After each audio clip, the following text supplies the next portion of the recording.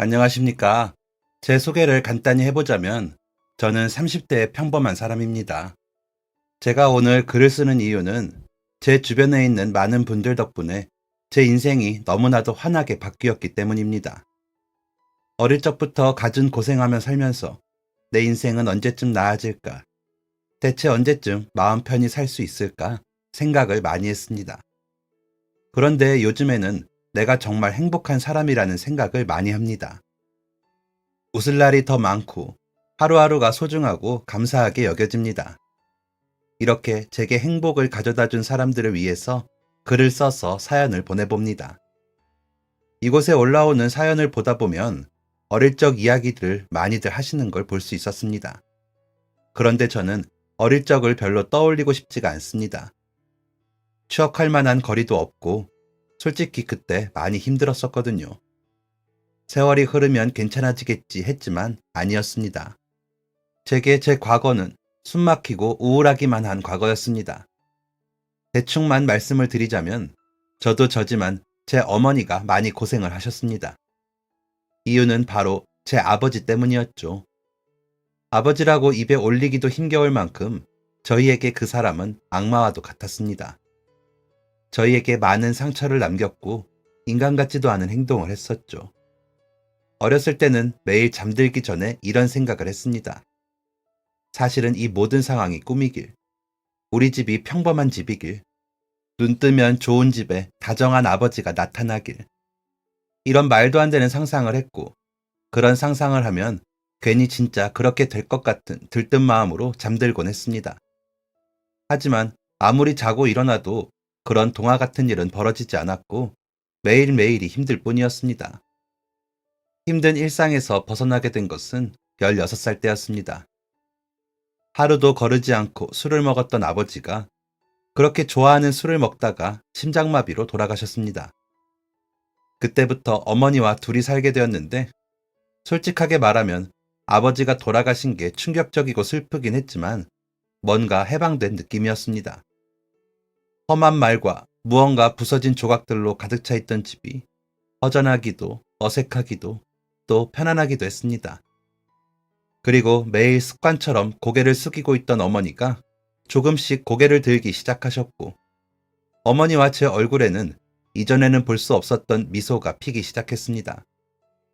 우리를 괴롭히던 악마로부터 자유로워진 것이었습니다. 어머니와 같이 고생을 해서 그런 건지, 힘든 시기에 의지할 곳이 어머니밖에 없어서 그런 건지, 저와 어머니 사이에 애착이 아주 잘 형성되어 있었습니다. 다른 애들은 엄마라면 치를 떨고 인상부터 구겨지던 청소년기에 저는 마냥 어머니가 좋았습니다. 나를 보호해주는 사람이라는 동시에 내가 보호해줘야 되는 사람이라고 생각되었습니다. 친구들도 신기해할 정도로 어머니와 사이가 좋았습니다. 어머니는 저 하나 잘 키워보겠다고 참 열심히 사셨습니다. 아니, 사실은 그 전부터 열심히 사셨죠. 아버지가 없는 살림에 흥청망청 써대고 어머니를 구박했으니 그러실 수밖에 없으셨을 겁니다. 아버지가 떠나기 전에 어머니는 일을 무려 3개나 하셨습니다. 매일 아침에 눈을 뜨면 어머니는 안 계셨습니다. 새벽에는 동네 우유 배달을 나가셨고 끝나고는 곧장 건물 청소 일을 하셨습니다. 청소 일은 일찍 시작해서 일찍 끝났습니다.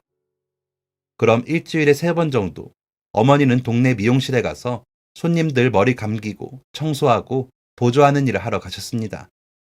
아, 가끔 집에서 손부업도 하셨으니까 직업이 4개였다고 해도 손색이 없겠네요. 집에서도 내내 어질러진 집을 쓸고 닦고 설거지를 하고 빨래를 하고 주무실 때 말고는 엉덩이 붙이고 앉아 계신 걸 본 적이 없었습니다. 그랬던 어머니가 아버지가 떠난 후에는 조금 편해지셨습니다. 제가 말렸거든요. 엄마, 이제 아침에 우유 배달하러 가지 마세요. 응? 왜 우리 아들? 엄마가 힘든 게 보기 싫어서요. 이제 돈 달라는 사람도 없으니까요.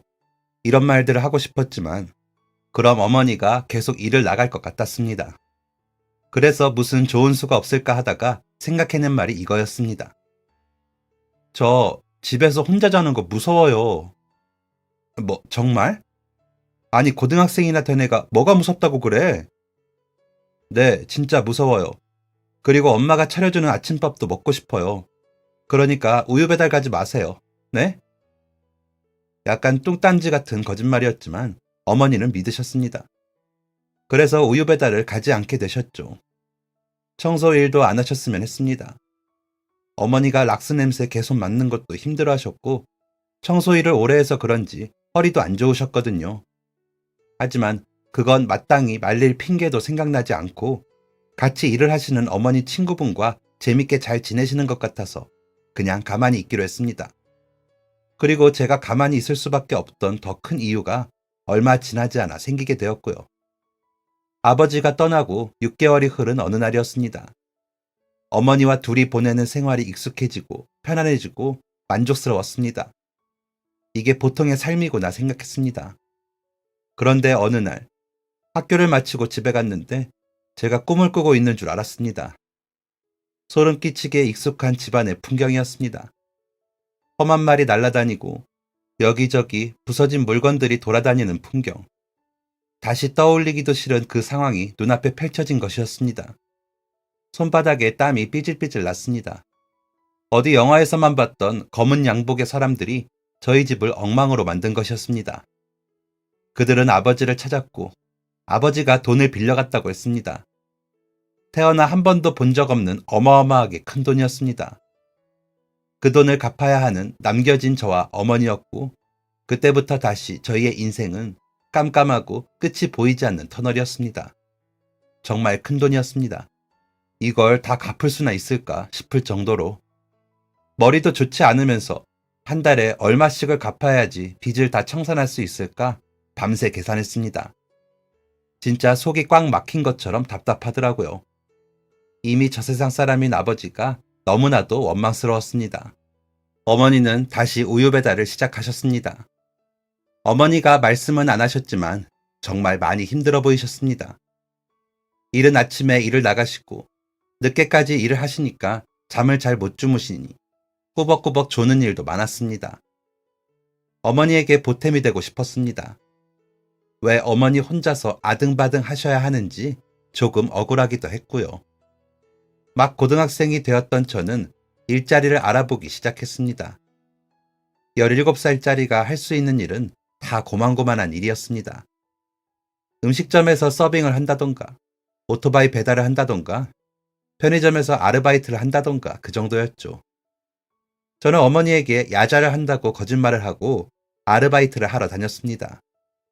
아파트에 전단지 붙이는 일도 해보고 음식점 서빙은 말할 것도 없이 많이 해봤고 동네 뛰어다니면서 다 먹은 짜장면 그릇 가져오는 일도 해봤고 아무튼 이것저것 돈이 되는 건 다 해봤습니다.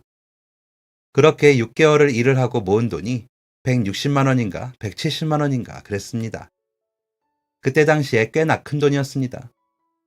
학교에서 공부하고 있는 줄 알았던 아들이 큰 돈을 가져오니 어머니가 깜짝 놀라셨었죠. 6개월 동안 어머니한테 거짓말을 하느라고 양심이 콕콕 찔렸었거든요.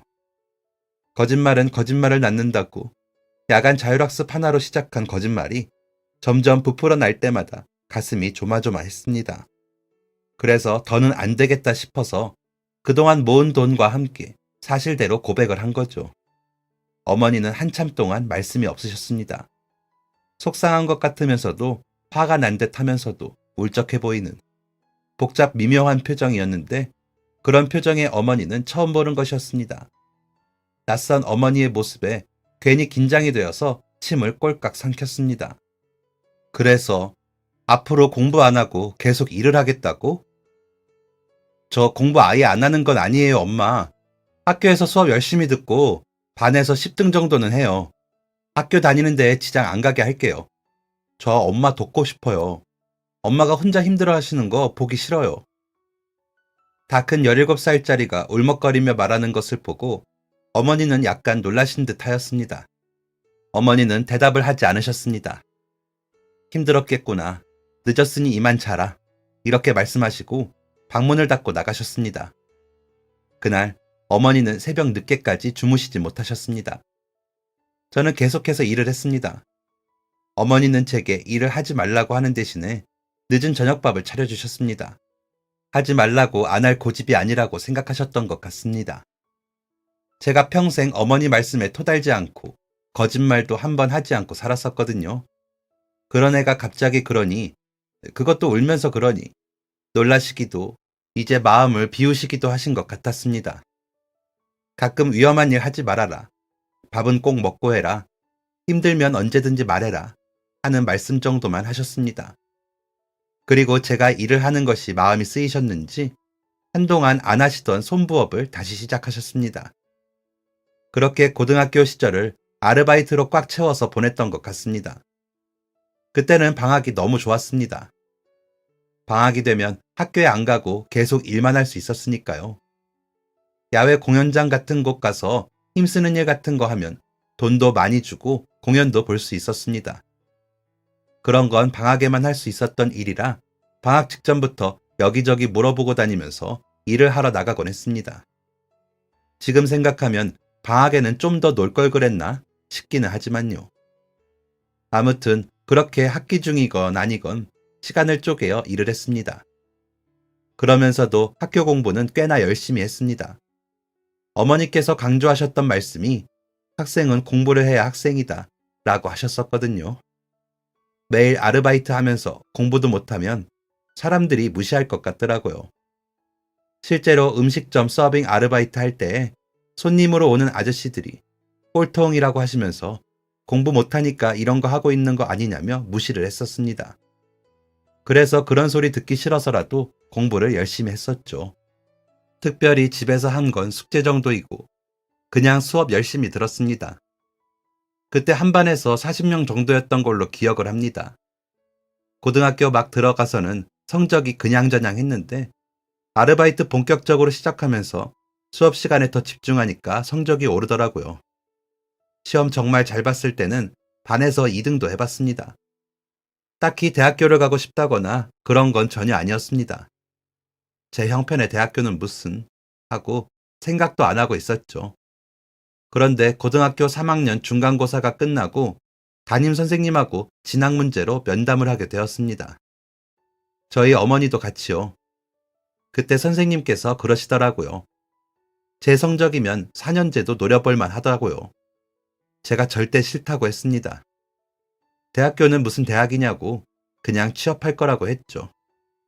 그러니까 제 상황을 대충 알고 계시는 담임 선생님께서 잠깐 고민을 하시더니 그럼 전문대는 어떻냐는 겁니다. 더 알아봐야겠지만 2년제 전문대에 장학금 받고 갈 수 있을 것 같다고 하셨습니다. 저는 그래도 2년 버리는 것 같아서 싫다고 그동안 일을 하는 게 나을 것 같다고 했는데 어머니는 말씀이 없으시더라고요. 선생님 얘기를 차분히 듣고는 집으로 돌아가셨습니다. 그리고 그날 집에 갔는데 어머니가 이러시는 겁니다. 도원아, 대학교 가.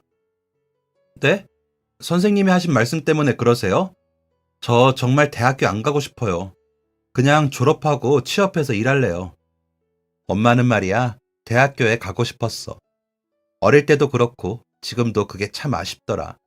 엄마 고등학생 때 공부 잘했던 거 알지? 그러다가 갑자기 집 어려워지면서 졸업만 겨우 하고 공장 들어간 거. 간간히 대학 간 친구들 소식을 듣는데 참 부럽더라고. 지금은 연락 안 하지만 다들 멋진 사람들이 되었다는 소식도 들었고. 엄마는 도원이가 대학교에 갔으면 좋겠어. 나중을 위해서도 너의 20살을 위해서도. 이건 엄마의 몫이야. 엄마가 감당해야 할. 네가 덜어주려 하는 거 알지만 너의 인생이 더 중요해. 생각해 볼게요. 학교에서 수업을 들으면서도 아르바이트를 하면서도 고민을 많이 했습니다. 그리고 끝내 저는 전문대에 장학금을 받고 들어가는 것을 목표로 대학교에 갈 준비를 시작했습니다. 성적을 조금 더 올리려고 공부를 정말 열심히 했습니다. 아르바이트 시간도 조금 줄였고요. 남들이 고3을 보내는 것처럼 저도 나름 열심히 그 시절을 보냈습니다. 그리고 그 끝내 집에서 통학할 수 있는 그리 멀지 않은 전문대에 성적 우수 장학생으로 합격을 할 수 있었습니다. 내가 대학생이라니 신기하기도 했고 설레이기도 했습니다. 고등학생 시절이 학업과 알바로 힘들었으니 대학교 시절은 하고 싶은 거 다 하며 마음 비우고 20살을 즐기라고 어머니께서 말씀하셨습니다. 그리고 그때 실제로 빚을 많이 갚긴 했습니다. 3분의 2 정도를 갚은 상태였죠. 그래도 이해하기 어려운 사채의 이자를 생각하면 마냥 마음이 편하진 않았습니다. 그래서 아르바이트를 안 하진 않았습니다. 평일 이틀과 주말에는 아르바이트를 했죠. 카페와 도서관에서 일을 하게 되었습니다. 대학교 생활은 아주 재밌었습니다. 이렇게 재밌는 생활을 2년밖에 못한다는 게 아쉬울 정도로요. 공부도 재밌었고 마음 맞는 사람끼리 모여 으싸으싸하는 분위기도 재밌었습니다. 그래서 저는 중간에 복수 전공을 하면서 학교를 3년 다니는 것으로 늘렸고 2년을 다니고서 군대에 가게 되었습니다. 솔직히 군대 들어가기 전에 겁이 좀 났습니다. 먼저 군대 다녀온 선배들한테 이야기를 듣잖아요. 그런데 진짜 하나같이 하는 말이 정말 많이 고생한다고, 가봐야지 안다고, 얼마나 힘들었으면 아직까지 꿈을 꾼다는 말들 뿐이었습니다. 한두 명이면 장난이겠구나 하는데 다들 그러니 겁이 나더라고요. 가서 무조건 밉보이면 안 되겠다 마음 단단히 먹고 갔는데 거기서 정말 뜻밖의 사람을 만나게 되었습니다. 제 바로 위 선임이 저보다 4살이 많았습니다. 걱정한 것과 다르게 엄청 착한 분이었습니다. 사실 다 그 선임 같진 않았고 짓궂은 사람도 있었지만 그래도 그 선임 덕분에 군 생활을 잘할 수 있었습니다. 유의해야 할 것들도 잘 알려주고 모르는 거 언제든지 물어보라고 하고 잘 챙겨주셨습니다. 바로 위 선임이니까 둘이 붙어 다니는 시간도 많아서 사회에서 뭐하고 왔는지 이런저런 얘기도 할 수 있었죠. 그러다가 제가 대학교 다니다가 왔다고 하니 어디 학교 다니냐고 묻더라고요. 그래서 학교 이름을 말해줬는데 깜짝 놀라는 겁니다. 알고 보니까 제 대학교 선배더라고요. 와, 그때 너무 신기했습니다. 전문대 치고는 큰 학교이긴 했지만 군대에서 학교 선배를 만날 거라고는 생각도 못했거든요. 학교 선후배라는 것을 알고 난 후 저희는 더욱 친해지게 되었습니다. 휴가가 겹칠 때가 한 번 있었는데 그때는 나가서 밥도 같이 먹고 사는 곳도 비슷한 동네더라고요. 그래서 저녁에는 포장마차에서 술도 한잔하고 그랬습니다. 항상 긍정적인 성격에 자신감도 많아서 몰랐는데 알고 보니 형도 고생을 많이 한 사람이었습니다. 초등학생 때 아버지 사업에 갑자기 문제가 생겨서 단칸방에 이사를 가서 어렵게 살았고 고등학생 때 형의 아버지 상황이 좀 나아지면서 그나마 사람답게 살 수 있었다고 했습니다. 군대에 늦게 간 것도 아버지 일 도와드리다가 그랬다고 하더라고요. 형이 솔직하게 사정을 말해주어서 저도 용기 내어 제 사정을 말할 수 있었습니다. 와, 너한테 그런 사정이 있는 줄은 몰랐네. 항상 잘 웃고 다른 사람도 잘 챙기길래 그런 고생한 줄 전혀 몰랐어. 아, 제가요? 그런가요? 어, 그래서 나도 너한테 정이 가서 잘 챙겨주려고 했던 건데 너 진짜 힘들었겠다. 뜻밖의 칭찬을 들으니 뭔가 쑥스럽기도 기분이 좋기도 했습니다. 그렇게 가까워진 형 덕에 저는 군대 생활도 어렵지 않게 잘할 수 있었습니다. 제대한 후에는 형하고는 종종 연락을 하면서 지내게 되었습니다. 형이 졸업한 다른 선배들하고 학교 놀러와서 같이 인사도 나누곤 했죠. 1년 더 학교를 다닌 저는 졸업하고 한 회사의 전산 업무를 보는 자리에 취직을 하게 되었습니다. 대학교 때 장학금 때문에 줄곧 좋은 성적을 유지하려고 노력했고 성적이 좋아서 장학금을 계속 받고 다녔습니다. 장학금 때문에 성적 유지한 거였는데 취업할 때도 큰 도움이 되더라고요. 조금 욕심내서 지원해본 규모가 좀 큰 회사에 취업을 할 수 있었습니다. 집에서 왔다 갔다 할 수 있는 거리였고 월급도 잘 받았습니다. 그런데 정말 일이 너무너무 힘들었습니다. 절대로 하루 안에 다 끝낼 수 없는 업무량을 주더라고요. 일을 안 한다고 혼을 내거나 그런 게 아니었습니다. 그냥 다음날 똑같이 어마어마한 업무량을 주더라고요. 그런데 그걸 안 하면 다음날 또 받고 또 받고 그냥 계속 쌓이는 거죠. 그래서 야근을 하던 밤을 새던 그냥 죽기 살기로 일을 하는 수밖에 없었습니다. 그리고 다른 부서에서도 막 일을 줍니다. 제가 할 일이 아닌데도 그냥 아무렇지 않게 저한테 일을 넘겼고, 그건 아무래도 제가 계약직이기 때문에 그랬을 겁니다. 저랑 같이 입사한 다른 계약직 직원들이 4명이 더 있었는데 2명은 한 달, 1명은 3달, 마지막 1명은 6달을 버티다가 그만뒀습니다. 한 명 한 명 그만둘수록 업무량은 더더욱 많아졌습니다. 일이 너무 많아서 코피 흘리고 구토까지 해가면서 일을 했습니다. 그렇게 1년을 버텼는데 돌아오는 것은 정규직이 아닌 재계약이었습니다. 그때 처음으로 느꼈습니다. 돈이 전부가 아니구나. 그동안은 계속 빚 때문에 허덕였으니까 돈이 전부라고 생각했는데 그게 아니라는 것을 깨닫게 되었습니다. 깨닫기는 했지만 내가 여기 아니면 어디서 일을 하지? 그래도 나는 빚이 있는데 하는 생각을 하면서 1년을 더 버텼는데 그래도 정규직으로 전환을 시켜주지 않더라고요. 계속 정규직 하면서 일은 다 시켜놓고요. 그 무렵 제 건강에 이상 신호를 느꼈고 그 회사는 그만두게 되었습니다. 그때가 28살이었고 저는 급하게 다른 일자리를 알아보게 되었습니다. 이미 봄을 넘기고 있던 때라 자리가 많지 않았고 찾고 찾던 중 저의 대학교 선배이자 군대 선임이었던 형에게 연락이 왔습니다. 오랜만에 한번 보자고요. 회사 다닐 때에도 가끔 만나서 술 한잔 했던 사이라 저는 알겠다고 하고 나갔습니다. 티 안 내려고 했는데 제 얼굴이 좋지 않은 걸 눈치챈 형이 먼저 물어봤습니다. 무슨 일 있어? 오랜만에 만나서 앓는 소리 하기 싫어서 고민이 되었지만 그냥 형이랑 친하기도 하고 저도 속이 많이 답답했을 때라 제 상황과 심정을 이야기했습니다. 형은 일을 그렇게 시키는 곳이 어딨냐며 화를 내고 같이 공감해줬습니다. 그러더니 뭔가 심각한 표정으로 고민을 하더니 기다려보라고 하고 나가더라고요. 10여 분 정도 전화통화를 하고 들어오더니 이런 말을 했습니다. 도원아, 괜찮으면 우리 회사에서 일할래? 어? 형 회사? 형 아버지가 하신다는? 어, 그런데 막 큰 회사는 아니고 네가 전에 다니던 회사만큼 크지 않아. 그냥 직원 10명 정도 있는 작은 회사인데 우리도 마침 새 직원 필요했거든. 방금 아버지랑 통화하고 왔는데 좋다고 하시네. 작은 회사이긴 해도 규모 대비 사업 수완이 괜찮아서 보너스도 잘 챙겨주고 업무량도 과할 정도는 아니니까 한번 생각해봐. 형이랑 헤어지고 집에 가는 길. 솔직히 고민이 많이 되었습니다.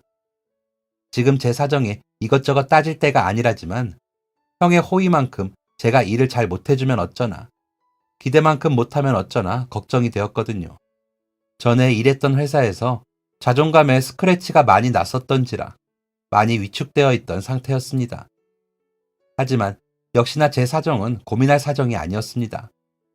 빚도 아직 남아 있었고 어머니께서도 쉬지 않고 일을 하고 계셨을 때라서 저도 얼른 나가야 했죠. 저는 그렇게 첫 직장 퇴사 후 2달 만에 형의 회사로 재취업을 하게 되었습니다. 회사에 가보니까 모두 저보다 나이가 많으신 분들이었습니다. 반 정도는 삼촌, 아버지 뻘의 분들이셨고 나머지 반도 형보다도 나이가 많은 분들이셨습니다. 새로 들어온 신입이구나. 잘 부탁드립니다, 신입씨. 일하시는 분들은 모두 친절하고 유쾌한 분들이셨습니다.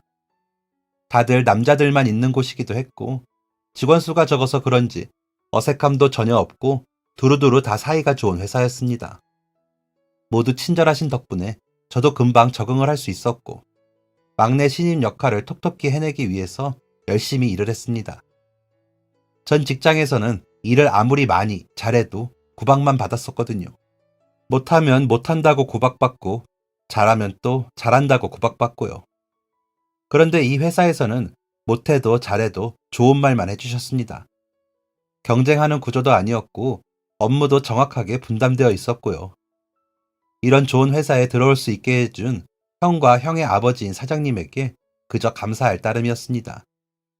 실망시킬 수 없다는 생각, 이 좋은 회사를 놓치면 안 되겠다는 생각에 최선을 다해서 열심히 했고 그럴 때마다 좋은 성과가 따라와서 더 뿌듯하게 일을 했습니다. 사장님이 성과금도 잘 챙겨주셨었거든요. 일할 맛이 막 나더라고요. 그래서인지 다들 사장님과 오랜 인연이 있으시기도 했고, 회사에서 오래 일하신 분들이 대부분이었습니다. 종종 회식도 했는데 회식 자리도 엄청 편하고 즐거웠습니다. 사장님이 회식 자리에서는 일 얘기 절대 하지 말라고 하셔서 더 편한 분위기였죠. 그 덕에 다른 분들의 자녀분들 이야기도 듣고 취미생활 이야기도 들으며 정다운 분위기에서 회식 자리도 즐길 수 있었습니다. 그렇게 좋은 회사에 입사한 지 1년이 조금 넘었을 때 점점 빚의 바닥이 보였습니다. 한두 달만 있으면 다 갚을 수 있을 정도였습니다. 이제 어머니를 편하게 해드려야겠다고 마음먹고 있었죠. 하지만 제 상황은 제 마음과 다르게 흘러갔습니다. 아주 정반대로 말이죠. 퇴근하고 집에 가서 어머니와 늦은 저녁을 먹고 있었습니다. 어머니가 해주신 맛있는 김치찌개를 먹으면서 같이 TV를 보고 있었죠. 아마 8시 뉴스를 보고 있었던 것 같습니다.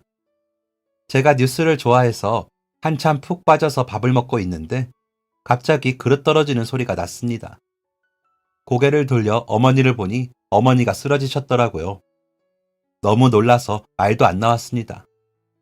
일단 허둥지둥 119에 전화를 걸었고 쓰러진 환자를 건드리지 말라는 구급대원분의 말에 저는 아무것도 못하고 어머니를 지켜보기만 했습니다. 어머니가 정신을 잃으신 건 아닌 건지 앓는 소리를 계속해서 내셨습니다.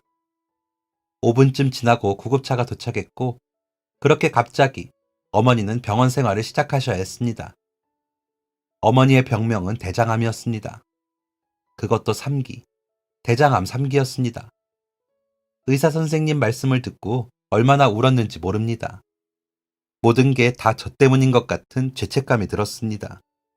어머니가 그동안 변이 불규칙하다고 하셨을 때 새겨들을 걸, 식사를 건강식으로 더 챙겨드릴 걸, 왜 나는 자식이 되어서 어머니가 아픈 것도 몰랐을까 하는 죄책감에 제 자신이 너무 원망스럽기만 했습니다. 어머니는 수술을 받아야 하는 상황이었습니다. 수술 후 항암 치료도 해야 한다고 의사 선생님께서 말씀하셨습니다. 정말 가슴이 미어지는 기분이었습니다.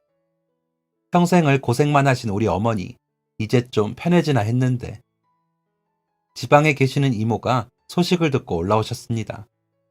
어머니를 보시자마자 부둥켜 안고 눈물을 흘리셨습니다. 이모는 어머니의 간호를 도울 테니 아무 걱정 말라고 하셨습니다. 저는 일을 해야 했습니다. 어쩔 수 없었습니다. 남은 빚을 갚아야 했고 어머니의 병원비를 내야 했습니다. 저는 가장이었습니다. 왜 그래? 무슨 일 있어? 가장 먼저 제 상황을 눈치챈 것은 군대 선임이었던 사장님의 아들인 형이었습니다. 저는 제 사정을 들키고 싶지 않았습니다. 최대한 회사에는 말하지 않으려고 했습니다. 제가 감당해야 할 몫이었고 회사에는 지장이 안 가게끔 어떻게든 잘 해보려고 했습니다. 그런데 눈물은 제가 마음대로 막을 수가 없겠더라고요. 형의 그 한마디에 저는 바보같이 눈물을 쏟고 말았습니다. 전 직원이 다 있는 회사 사무실에서 저는 엉엉 울어버리고 말았습니다. 모든 분들이 당황하셨고 일을 멈추고 이른 점심시간을 갖기로 했습니다. 그렇게 유쾌하고 장난도 많이 치시는 분들이 말 한마디 안 하고 계셨습니다. 죄송하게도 모두 제 눈치를 살피며 식사 준비를 하셨습니다. 도원아, 오늘 점심은 네가 제일 좋아하는 칼국수다. 어때? 잘 골랐지? 사실 칼국수는 어릴 때부터 어머니가 자주 해주시던 음식이었습니다. 칼국수를 보자마자 또 눈물이 펑펑 나왔습니다. 회의실은 제 울음소리와 안절부절한 다른 분들의 발소리로 가득했습니다. 저는 퉁퉁 불고 있는 칼국수를 앞에 두고 이야기를 시작했습니다. 갑자기 어머니가 쓰러지셨다는 이야기, 대장암 판정을 받으셨고 수술과 항암을 해야 하며 이모가 올라오셔서 봐주고 계신다는 이야기까지요. 직원분들이 모두 안타까움에 한숨을 쉬셨습니다. 그리고 모두 저마다의 방법으로 위로를 해주셨습니다. 우리 어머니도 폐암으로 오래 고생하셨어. 그런데 지금 연세가 7순이 넘으셨어. 너무 걱정하지 마. 요즘에 대장암 3기는 완치율이 높다고 하더라고. 수술 잘 되실 거야. 나도 예전에 갑상선암 수술했잖아. 그런데 지금 봐. 엄청 쌩쌩하지? 어머니 금방 나으실 거야. 걱정 마라, 도원아. 아버지 뻘 되시는 분들이 저 하나 위로하겠다고 애써주시는 모습이 너무 감사해서 또 눈물이 나왔습니다. 내 주변에 이렇게 좋은 사람들이 많구나. 다시 한번 느끼게 되었고, 그분들 말씀처럼 힘을 내기로 마음먹었습니다. 내가 약해지면 어머니도 약해질 거라고 생각하니까 더욱 악착같이 힘을 내야겠더라고요. 이제 저는 가장이자 간병인이 되었으니 마음 강하게 먹어야겠다 생각했습니다. 그리고 다음날 일을 끝내고 퇴근을 하려고 하는데 형이 저를 불렀습니다. 시간 괜찮아? 술은 좀 그렇겠지. 잠깐 얘기 좀 하자. 사뭇 진지한 표정에 무슨 일이 있나 하면서 쫓아갔습니다. 형을 따라 회사 옥상으로 올라갔는데 형이 주변을 살피더니 봉투 하나를 제게 내밀었습니다. 이게 뭔데요, 형? 내가 찾아보니까 대장암 수술하고 나면 한동안 뭐 못 드신다더라. 수술하시기 전에 어머니 맛있는 거 사드려. 남으면 뭐 병원비에 조금 보태던가. 네? 아니에요, 형. 저도 돈 있어요. 누가 너 돈 없어서 준대? 그냥 받아. 이럴 때도 있는 거야. 아니, 그래도 제가 형 돈을 왜? 내가 보태고 싶어서 그래. 그냥 받아. 나 간다. 아, 참. 다른 분들한테는 말씀드리지 마. 다른 분들한테 부담을 드리고 싶지 않아. 형이 떠나고 확인해보니 봉투에는 100만 원이라는 큰 돈이 들어있었습니다. 하마터면 또 눈물이 나올 뻔했습니다. 내가 뭐라고 이렇게까지 해주나 싶어서 말이죠. 큰 돈을 받고 어쩌지 하다가 내 코가 석자니까 나중에 꼭 갚을 마음으로 받게 되었습니다. 그런데 말이죠. 그 이후에 또 이틀이 흐른 어느 날이었습니다. 저희 회사 부장님께서 카톡을 보내시더라고요. 원래 개인적으로는 연락 거의 안 하시는 분이시거든요. 젊은 직원들 불편해하는 거 싫다면서요. 그런 부장님께서 보내신 카톡은 다름 아닌 돈 송금이었습니다. 50만 원이라는 큰 돈을 송금하시고는 또 이렇게 보내셨죠. 요즘 사람들은 이렇게 보낸다고 하던데 맞나? 내가 도원 씨 계좌번호도 모르고 그냥 주기도 못해서 말이야. 어머니 괜찮아지실 거니까 너무 걱정하지 말고 병원 왔다 갔다 하면 차비 많이 들 텐데 차비 정도라고 생각하고 받아. 다른 직원들한테는 얘기하지 말고 괜히 부담될라. 형에 이어 부장님께서도 저를 도와주신 거였습니다. 놀라기도 했지만 진짜 감사했습니다. 1년 동안 회사에서 보낸 직원분들과 보낸 시간들이 나만 소중했던 건 아니었구나 생각했습니다. 그리고 형과 부장님 뒤를 이어서 다른 직원분들도 저를 도와주셨습니다. 예고도 없이 저희 집으로 영양제 한 박스를 보내신 우리 팀장님. 어머니께 안부 전해달라며 50만 원이 든 돈을 주신 차장님. 얼마 전에 아버지가 수술을 받고 이제 다 나았다며 응원과 함께 30만 원을 주신 주임님까지. 그런데 또 더 감사한 게 뭐냐면 그 감사한 도움들이 일회성에 그치지 않았다는 겁니다. 모두 계속해서 저를 도와주셨습니다. 말없이 밥값을 내주기도 하시고 가는 길이라며 병원에 태워주기도 하시고 차비하라며 돈을 주기도 하시고요. 어머니가 괜찮아지시면 모든 걸 꼭 다 갚으리라는 마음 먹고 더욱 정신 똑바로 차리고 살았습니다. 그리고 또 모두 하나같이 하시는 말씀이 다른 사람들한테는 말하지 말라는 겁니다. 도와줬다는 거 알면 괜히 부담 느낄 수도 있다면서 말이죠. 그래서 모두 저를 돕고 있었지만 모두 서로 모르는 상태였습니다. 고마운 분들의 도움을 받으며 다행히 어머니 수술은 잘 끝났습니다. 수술 후에 많이 아파하셔서 마음이 많이 쓰리긴 했지만 저희 회사분들이 많이 도와주신 걸 어머니도 알고 계셨거든요. 그 마음이 고마워서라도 얼른 나아야 한다며 열심히 재활도 받으셨습니다. 그리고 항암 치료를 시작하게 되었죠. 그런데 항암은 수술하고는 또 다른 차원의 고통이더라고요. 2주마다 치료를 받아야 했는데 이게 생각보다 부작용도 다양하게 나타났고 예정이 없던 시술을 해야 하는 경우도 생겼습니다. 수술의 연장선 같았습니다. 어머니는 식욕이 있다가도 없으셨고 속이 좋다가도 안 좋으셨고 몸도 심하게 붓는 날도 계셨습니다. 이모가 다시 집으로 내려가셔서 제가 어머니를 모시고 병원을 왔다 갔다 해야 했는데 그때마다 회사에 얘기하는 게 너무 죄송하더라고요. 물론 직원분들 중에 눈치 주는 사람 한 명도 없고 얼른 가보라고 하시기도 했지만 제 마음이 편치 않은 건 어쩔 수 없었습니다. 그러던 어느 날 그렇게 어머니 항암을 2달 정도 진행했을 때 사장님께서 저를 부르셨습니다. 잠깐 내 방에서 얘기 좀 하지. 사실 사장님께서는 제 상황을 모르고 계셨습니다. 제가 펑펑 울면서 어머니가 아프다는 것을 고백한 날 사장님은 회사에 안 계셨었거든요. 그때 한창 해외 출장을 왔다 갔다 하셨던지라 따로 말씀드릴 타이밍도 없었고요. 형도 말씀을 안 드린 모양이었습니다. 요즘 무슨 일이 있나? 저는 있는 사실대로 다 말씀을 드렸습니다. 어머니가 수술을 하셨고 항암 중이라는 것까지요. 그러니까 사장님의 눈이 엄청 커다랗게 변했습니다. 아니, 그걸 왜 이제 말하나? 왜 그동안 말을 하지 않았지? 그게 계속 바쁘신 것 같기도 했고 회사에 피해가 가지 않는 선에서 잘하려고 해서 죄송합니다. 아니, 죄송하다는 말 들으려고 한 게 아니라 사장님은 갑자기 생각에 잠기셨습니다. 그러더니 알겠으니 나가보라고 하시더라고요. 미리 말씀드릴 걸 그랬나 싶어 죄송한 마음이 들었습니다. 다시 업무를 보고 있는데 사장님이 다시 저를 부르셨습니다. 네, 무슨 일로?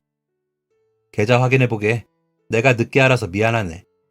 작은 회사 운영하면서 우리 직원들 상황을 제일 먼저 알았어야 했는데. 적은 돈이지만 어머니 치료하는데 보태길 바라네. 너무 속상해하지 말고 수술이 잘 되었으니 항암도 잘 될 거네. 사장님의 말씀을 듣고 핸드폰으로 내역을 확인해 보니까 무려 500만 원이라는 큰 돈이 들어와 있었습니다. 제가 진짜 울보가 아니거든요. 그런데 너무 좋은 분들을 만나서 그런지 어머니 때문에 그런지 자꾸 우는 일이 생기는 겁니다. 사장님의 말씀과 500만 원이라는 돈을 보고 저는 또 눈물을 터뜨려 버렸습니다. 어린애처럼 목 놓아서 펑펑 울었습니다. 깜짝 놀란 부장님이 문을 벌컥 열고 상황 파악을 했습니다. 그런데 완전히 오해해버린 거죠. 사장님, 이런 식으로 애를 울리면 어쩌십니까? 제가 말씀드리려고 했는데 우리 도원 씨 어머니가 아프십니다. 그래서 조퇴 좀 한 걸로 애를 울리시면 안 되죠. 그 소리에 형이 달려왔고 형도 냅다 사장님한테 소리를 쳤습니다. 아버지, 아니 사장님, 도원이한테 뭐라고 하셨어요? 그 말에 직원들이 우르르 사장실로 몰려들었습니다. 사장님은 얼굴이 빨개질 정도로 당황하셨고 저도 당황은 했지만 자꾸자꾸 울음이 나와서 울기만 했습니다.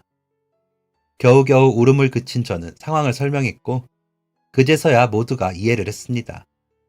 그리고 저는 사실대로 고백을 했습니다. 사실 여기에 있는 모든 분들이 저를 도와주셨어요. 다들 깜짝 놀라더라고요.